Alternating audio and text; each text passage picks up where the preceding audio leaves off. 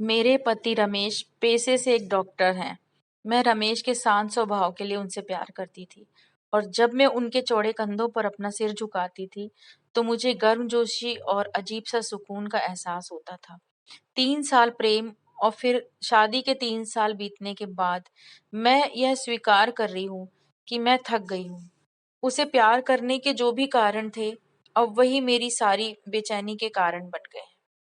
मैं एक भावुक महिला हूँ। जब रिश्ते और भावनाओं की बात आती है तो मैं बेहद संवेदनशील हूँ। मैं रोमांटिक पलों के लिए उसी तरह तरसती हूँ जैसे कैंडी के लिए तरस रही एक छोटी बच्ची। रमेश मेरे बिल्कुल विपरीत हैं। उनमें संवेदनशीलता की कमी और हमारी शादी में रोमांटिक पलों को लाने में उनकी असमर्थता ने मुझे प्यार के विषय में निराश कर दिया है। एक दिन मैंने आखिरकार रमेश को अपने मन की बात बताने का फैसला किया कि मुझे तलाक चाहिए। आखिर क्यों? चौंकते और रमेश ने पूछा। मैं थक गई हूँ। दुनिया में हर चीज का कोई कारण नहीं होता, मैंने कहा। रमेश सारी रात चुप रहे, हर समय हाथ में एक जलती हुई सिगरेट लिए गहरे विचारों में डूबे रहे। इससे मेरी निराशा की भावना और बढ़ती गई, क्योंकि मैं एक ऐसे आदमी को देख रही थी जो अपनी दुर्दशा को व्यक्त भी नहीं कर पा रहा था। भला मैं उससे और क्या उम्मीद कर सकती थी? और अंत में रमेश ने मुझसे पूछा, मैं तुम्हारा मन बदलने के लिए क्या कर सकता हूँ? किसी ने सच ही कहा है कि किसी के व्यक्तित्व को बदलना बहुत मुश्किल है। मुझे लगता है मेरा रमेश पर से विश्वास उठना शुरू हो गया है। रमेश की आंखों में गहराई से देखते हुए मैंने धीरे से उत्तर दिया, मैं तुमसे एक सवाल पूछना चाहती हूँ। अगर तुम्हारा जवाब मेरे दिल को मना सके तो मैं अपना विचार बदल दूंगी। मान लो मुझे एक पहाड़ की चट्टान पर खिला एक फूल बहुत पसंद है, मुझे वो चाहिए और हम दोनों को ये पता हो कि उस फूल को तोड़ने से तुम्हारी मृत्यु हो जाएगी। क्या तुम मेरे लिए ऐसा करोगे?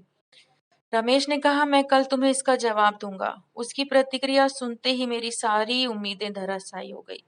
मैं अगली सुबह उठी तो पाया कि वह चले गए थे और सामने के दरवाजे के पास खाने की मेज पर दूध के गिलास के नीचे खुरदुरी लिखावट के साथ कागज का एक टुकड़ा पड़ा था, जो पढ़े जाने पर ये बातें बयां करता था कि प्रिय, मैं तुम्हारे लिए वह फूल नहीं तोड़ूंगा, लेकिन अगर तुम चाहो तो मैं तुम्हें इसके पीछे का कारण जरूर बताना चाहूंगा। यह पहली पंक्ति पढ़ते ही मेरे दिल के हजारों टुकड़े हो गए। फिर भी मैंने पढ़ना जारी रखा। जब तुम कंप्यूटर का इस्तेमाल करती हो तो तुम हमेशा सॉफ्टवेयर प्रोग्राम को गड़बड़ कर देती हो। अंत में तुम स्क्रीन के सामने बैठकर रोती हो। मुझे अपनी उंगलियों को जिंदा रखना पड़ेगा ताकि मैं प्रोग्राम को पुनर्स्थापित करके तुम्हारे कीमती आंसुओं को बहने से रोक सकूं। तुम हमेशा घर की चाबियां गुमा देती हो, इसलिए मुझे दरवाजा खोलने के लिए अपने पैरों को जिंदा रखना पड़ेगा ताकि दरवाजा तोड़कर तुम्हें घर के अंदर ले जा सकूं। तुम यात्रा करना पसंद करती हो, लेकिन हमेशा एक नई जगह में अपना रास्ता भूल जाती हो। मुझे तुम्हें रास्ता दिखाने के लिए अपनी आंखों को जिंदा रखना पड़ेगा। तुम्हें घर के अंदर रहना पसंद है और मुझे पता है कि तुम बहुत अंतर्मुखी हो। तुम्हारी बोरियत को दूर करने के लिए मुझे तुम्हें चुटकुले और कहानियां सुनाने के लिए अपने मुंह को जिंदा रखना है। जब हम बूढ़े हो जाएंगे तो मैं तुम्हारी आंखें बन सकूं। मैं भी समुद्र तट पर टहलते हुए तुम्हारा हाथ पकड़ना चाहता हूँ। जैसे तुम धूप और सुंदर रेत को का आनंद लेती हो और खुशी से गाने गुनगुनाती हो, उसे मैं अपने कानों से सुनना चाहता हूँ। इसलिए मेरे कान जिंदा रहने चाहिए। जब तुम नहा के निकलती हो तो तुम्हारी भीनी भीनी खुशबू को महसूस करने के लिए मेरी नाक को जीवित होना चाहिए।